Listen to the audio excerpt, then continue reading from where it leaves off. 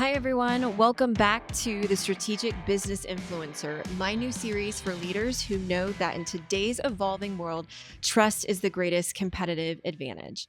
Today's guest is Brandon Bloch, a creative force at the intersection of storytelling, brand strategy, and community building. Brandon is an award winning commercial director and brand marketing strategist whose work has helped shape campaigns for global brands like Apple, HBO, Samsung, and T Mobile, just to name a few. With more than a decade of experience in branded video content, he knows how to tell stories that move people and drive real results. He is the co founder of Hometeam, a remote first production company that solves complex creative challenges for brands and entertainment teams. Brandon leads marketing, growth, brand, and community at Hometeam, which was named a Fast Company Most Innovative Company. With a global network of top tier crews, they are proving that world class content doesn't require the typical overhead or geographical borders. Brandon's journey began in a public service working as a documentary filmmaker at the U.S. Department of State during the Obama administration. Since then, he's gone on to earn Cannes Lions, Webbies, and Telly Awards. But more importantly, he is redefining what modern, scalable, creative production can look like.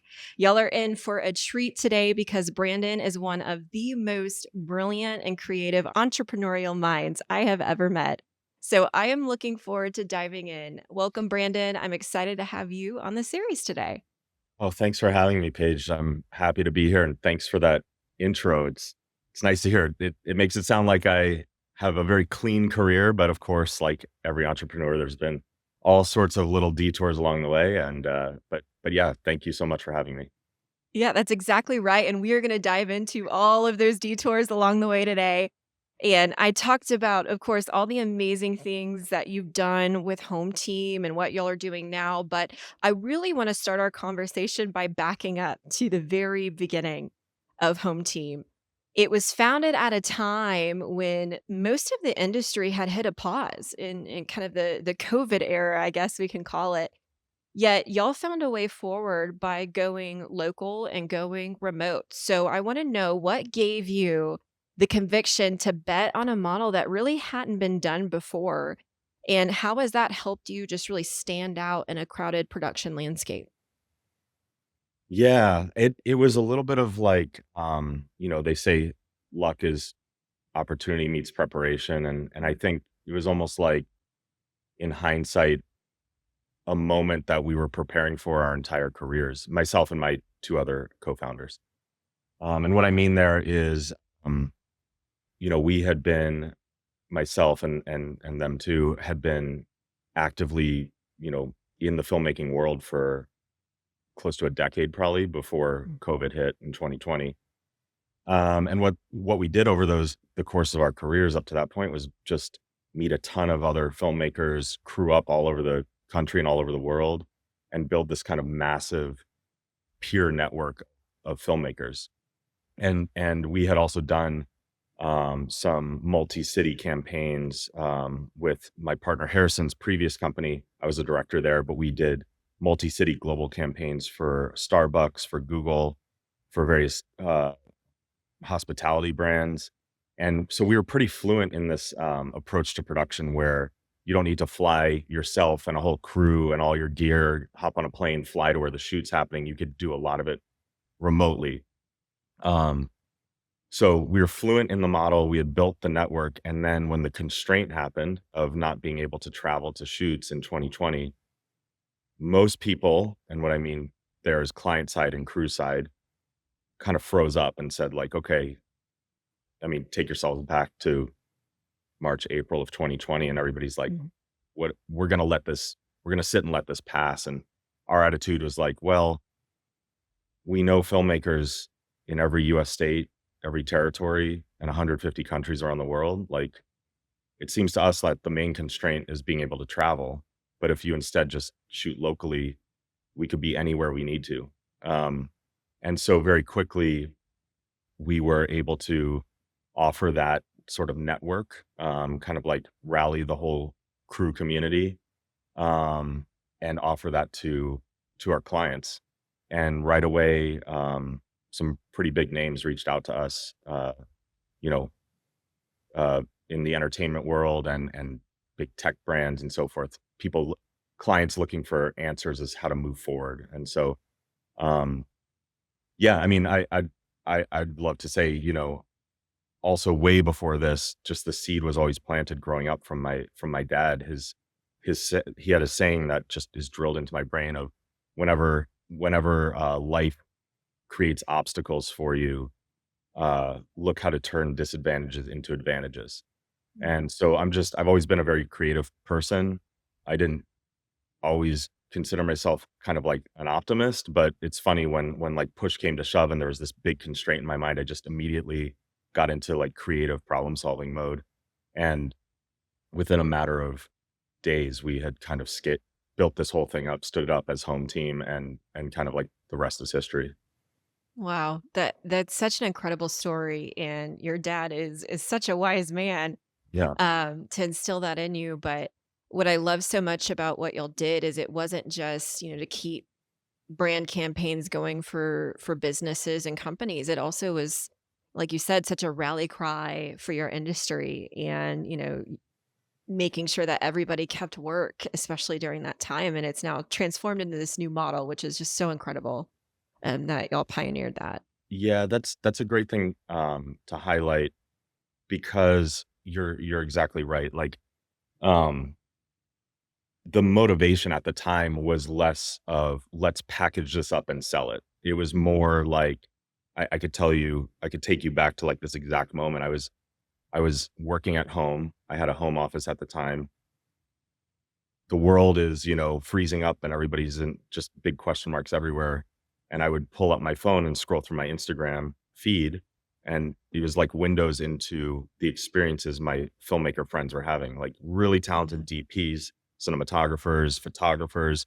I knew for sure because I know them, they had $50,000 cameras sitting in their closet and they were like shooting still lives of their pets or, whatever it is.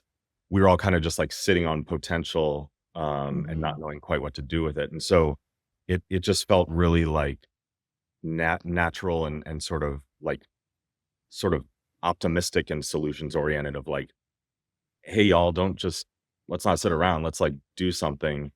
The We could stitch together a model. The technology has caught up in terms of being able to remote stream on, Zoom and Google Meet and so forth. So streaming technology had caught up, and then lastly, it was clients kind of willing to and kind of needing to Mhm. take a risk. And so, but yes, you're exactly right, and I'd love to chat more about that. But really, at the core of Home Team is trying to prove like a better way forward in production for our Yeah. crews and for the people on set and behind the lens. Like we see it as a win-win-win. Our company could win, the client could win, and the filmmakers who do the work can win. You could actually have it all. And yeah, the I think what we've built kind of proves that. Yeah, absolutely. And I'm gonna get your thoughts too, just on the future of filmmaking, production, and branding as well, later in the discussion. But I want to zero back in on the moment where, you had, over a decade of experience, with big brand campaigns to now launching your own production company. And I want you to just go back to that decision to go from creative to founder, Yeah. shifting into that entrepreneurial mindset. Looking back, what mindset or skill do you feel like was most critical to making that leap? It's a wonderful, awesome question. And I say that because it's something that I struggled with for a long Mhm. time as a filmmaker, and a lot of my friends do too. And what I mean there is, for the first decade of my career, uh, and and when I tell this about myself, I know it's similar with a lot of my filmmaker friends. You kind of are getting into this craft, and the nature of our industry is a bit of like you have a lot of sole proprietors, you have a lot of freelancers. And so to do that, you in some ways need to know a little bit of how to run a business. And as you start to gain traction and success, you find you spend more and more of your time running a business, um, pitching, you know, bidding, building budgets, talking to clients, shaping creative approach, hiring crews, production insurance, scheduling, like all of these things, like logistics. Um, 90% of the day of a filmmaker or the month of a filmmaker is spent on everything but actually like filming, you know? So you need to become pretty fluent on how to run your own small business. Now, as a filmmaker, what I struggled with for the first decade of my career and a lot of my peers do is like, at what point do you decide I want to like kind of work on the business instead of in the business? Hmm. And at what point am I satisfied enough and feel like I'm ready to leave sort of my dreams as a craftsperson behind to become like a small business owner or an entrepreneur? It's not an easy question for people to answer. And so I had a few kind of false starts earlier in my career of like, well, I'm working for some pretty cool agencies or brands. Maybe I'm needing to hire a few people here and there fractionally. Um, I feel like maybe I should just run a business. And then you look at yourself in the mirror a little bit and you're like, well, I still have that like passion project I want to make, or I still have some certain goals of what do I want to accomplish as a filmmaker. When 2020 hit, I feel like I had gotten to the stage in my career where I had checked off a ton of boxes of just what I set out to accomplish as a filmmaker, traveling the whole globe, shooting really like big, sexy stuff, working on TV shows, um, living in New York and kind of like going for it, right? And Hmm. so with all that, feeling really like satisfied about my career, um, when I felt like the need, what I was being called to do was no longer like, just sort of like prove to myself that I could do it, but instead uh help give a way forward to my friends and peers too. It just felt like Yeah. I had to switch a little bit. Um and I'll also say on the subject, it was in hindsight like a really awesome time to start a business in a state of like survival mode almost, because I may be prone to like overthinking things sometimes. And when you don't have the time or the ability to do that, and a pandemic is everywhere and you're like, I got to make a living and I got to survive. Hmm. I think back and I'm like, wow, we scaled this thing really fast and like didn't overthink that much. Like it was just like go, go, go, go, go, solve, solve, solve, solve, solve. And like then next thing you know, 2 years in, we're like, whoa, we built like a pretty legitimate business here. So um so that's something I've thought about is sort of answering your question. It wasn't like I sat down and said, okay, now I'm ready to make this transition into being an entrepreneur of a business that I'm scaling. It just like happened. Um, and so that's my story there. The one thing I should also add is in undergrad, I went to school at University of Maryland and went through their entrepreneurship program. Oh, So wow. yeah, I had won their business plan competition with a business idea about making videos for lawyers, which I ended up starting. Mhm. And I was a business plan judge, and I always kind of had like entrepreneurship as sort of my origin story. So I can't leave that part out, right? It's like I wasn't always just like a filmmaker. I was sort of, you might even argue, like a creative entrepreneur who learned a lot about filmmaking and then with Hometeam Mm. sort of like blending it all together. Yeah, I love that reframing there that you just said. And my next question was, do you feel like at this point you're digging in on the creative roots from filmmaking and then just applying them in a different way as an entrepreneur now that you're focused on, marketing and brand and growth for Home Team?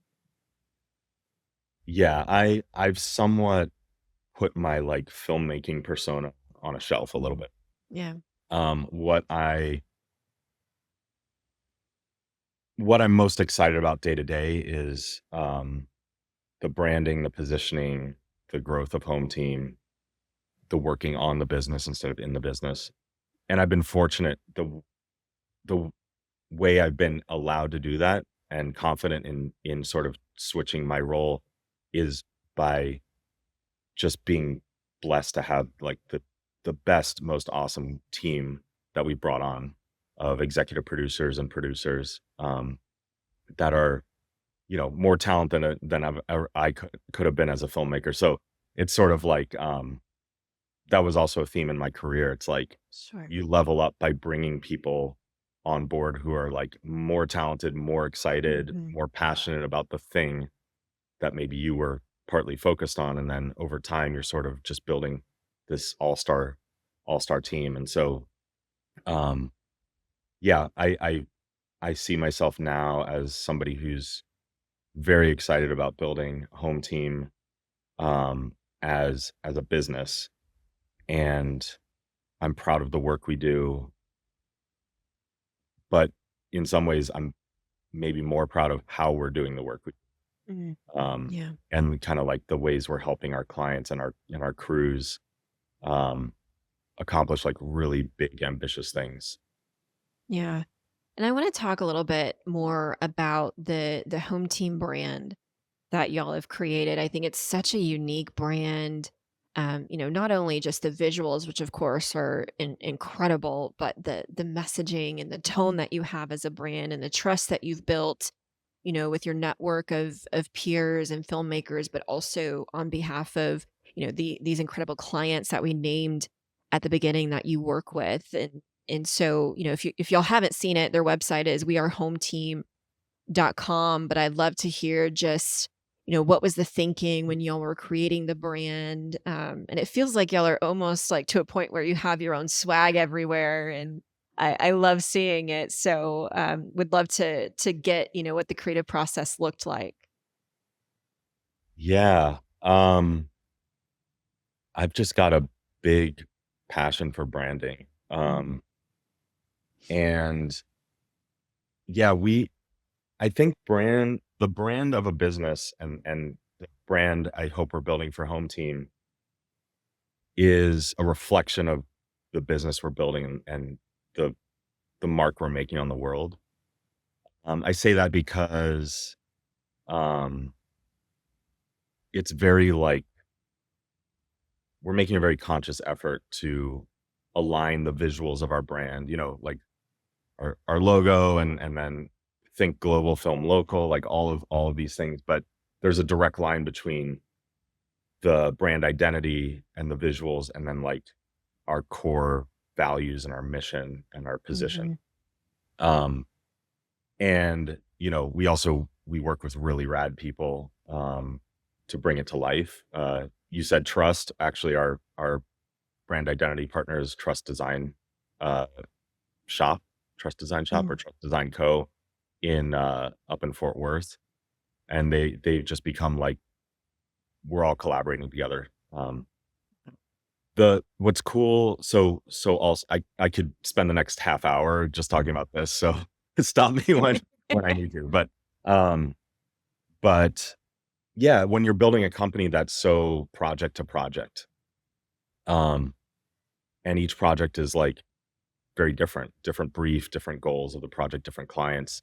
Hopefully the brand of Home Team becomes sort of like the connective tissue, between Mm. those.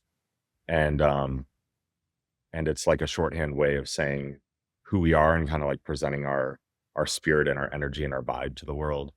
Um and yeah, we it's another thing is when you work with so many different crews all over the world. I mean, there's in the last couple of years we're hiring, you know, well over 1,000 filmmakers, right? And Mhm. so if you want to share in the like gratitude and thankfulness of a shoot, it's a really awesome thing to be able to send like a box full of t-shirts and hats and stickers to all these folks who represent Home Team out in the world.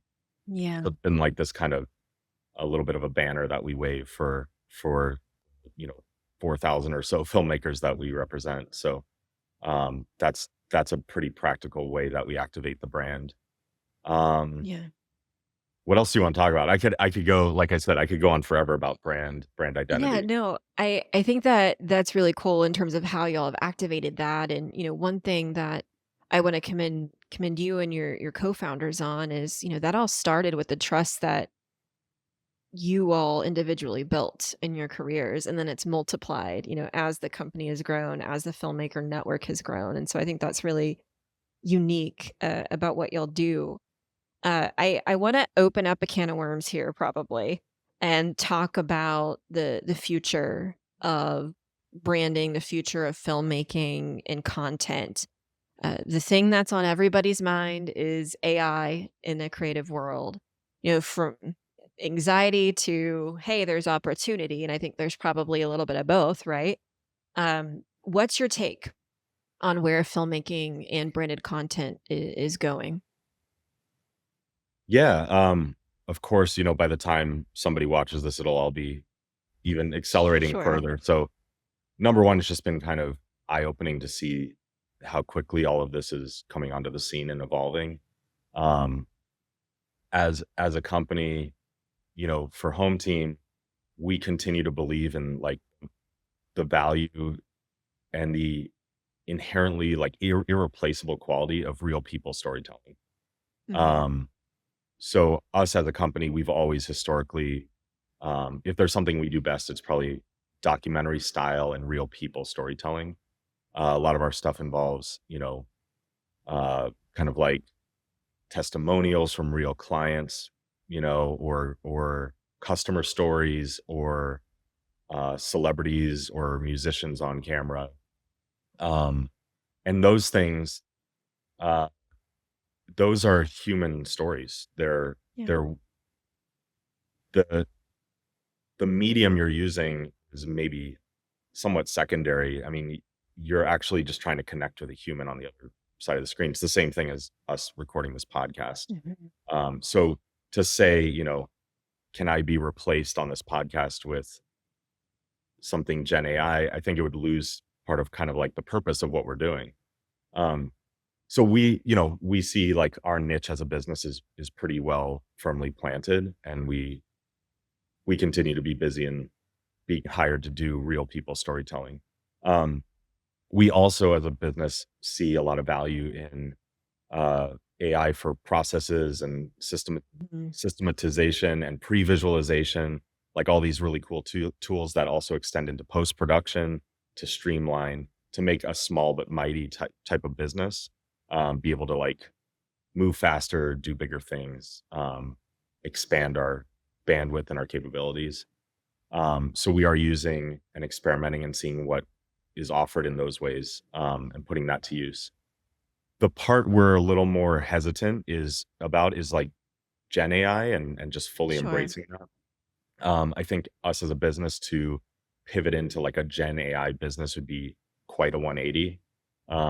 We, you know, as we've talked about this whole time, we're very much motivated by like the people, our our crew community as we call it.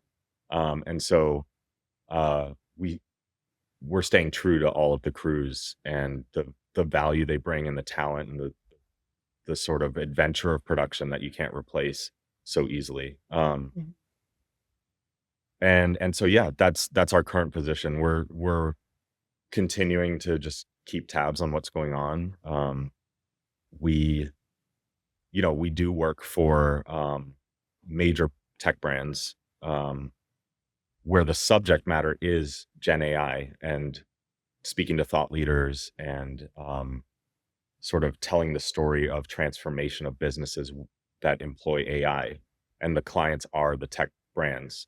And so we do a lot of that work. So we see a lot of like interesting developments and a lot of sharing of information. Seems like a very exciting time to be an entrepreneur.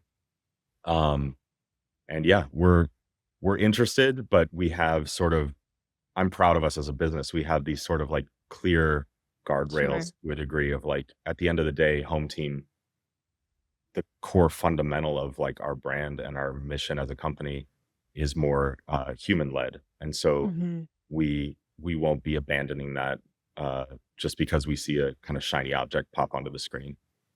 Right. Right. And I feel like, from even from the beginning of the company, you've been in a shifting, ever-changing landscape. And this is just another one of those, Yeah. shifts that is happening, and y'all continue to lead and innovate through that. But, I almost think that what y'all do becomes even more, a novelty and highly sought after because it is such a craft that is hard to replicate. I want to talk a little bit more about the shifting landscape. What advice would you give to other founders or creatives that are trying to build something that is going to last in this landscape that just keeps shifting so quickly? You know, I say to everybody, stick to your values and just really be confident in your positioning. Um, like, of course, evolve and embrace innovation, but not at the expense of who you are Mm. and what you set out to create. Um, there's a lot of times where we are able to, as founders and as executives at our company, uh, look back to what's our core mission and what are our core values, and it sort of offers a way forward when there's such there's such a lot of noise out there right now. Yeah, and Um, it's getting noisier. yeah, and I'm also I've been through a few of these spikes in big trend transitions and you know big emerging tech and big disruptions and black swan events and whatever. And it's like I've never seen the pendulum swing 100% in the other direction. I think we always tend to get really excited and then it sort of equalizes in the middle. Mhm. Um, and so we are sort of like running a business, I think, that leans into the fundamentals and goes at a sort of we're taking things through like a somewhat measured lens, I'd say. Um, Sure. you know, I can make an argument that like there could be a counterpoint moment happening with Gen AI, and I'm seeing it Mhm. already. Actually, some luxury brands out there are doing a lot of work with like illustrating the craft, showing the behind the scenes of how things get made. Because if you start to follow to a somewhat of a logical conclusion, we're already seeing it, like pushback of AI slop and people abandoning Mhm. social channels, social feeds that are just becoming sort of like polluted with just cheap content.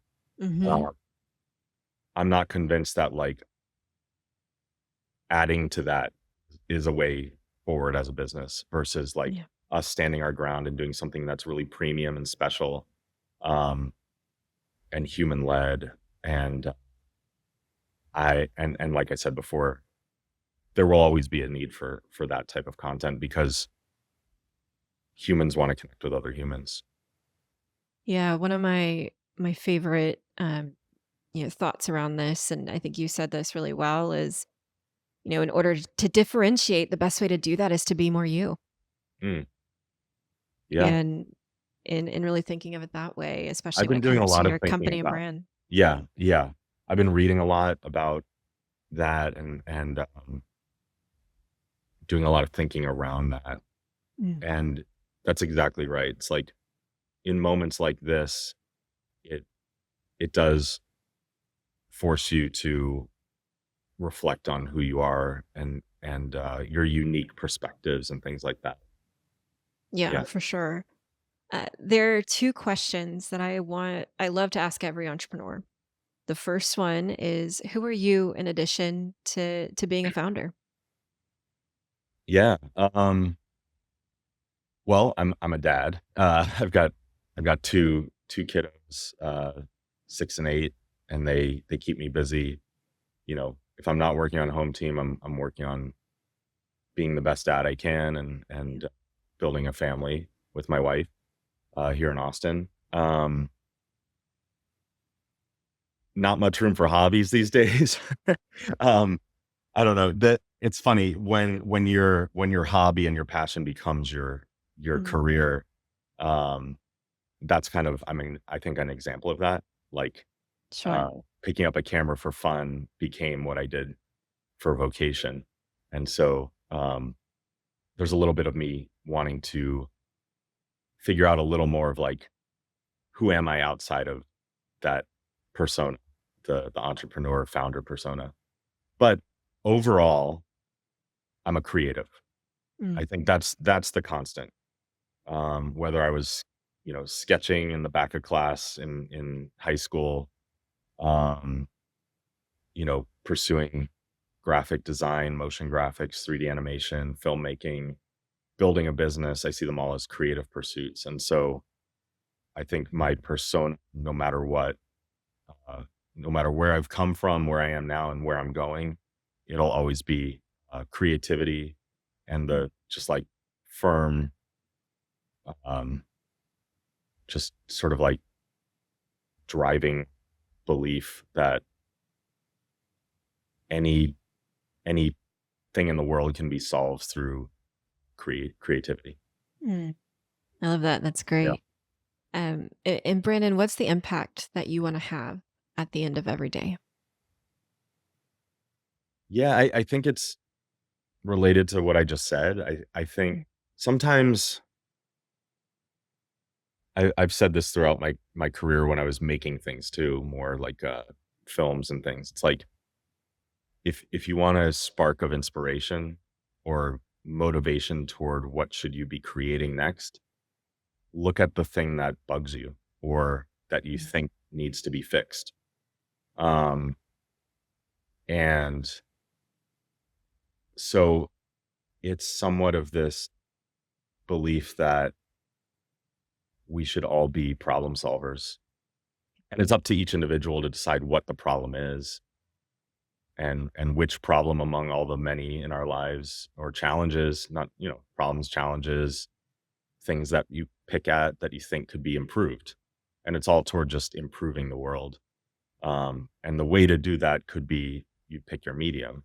It's is it art? Is it giving speeches? Is it running for office? Is it building a business? mm. And so that's what I believe I'm doing with Hometeam, with all the work I do, and with whatever I do into the future.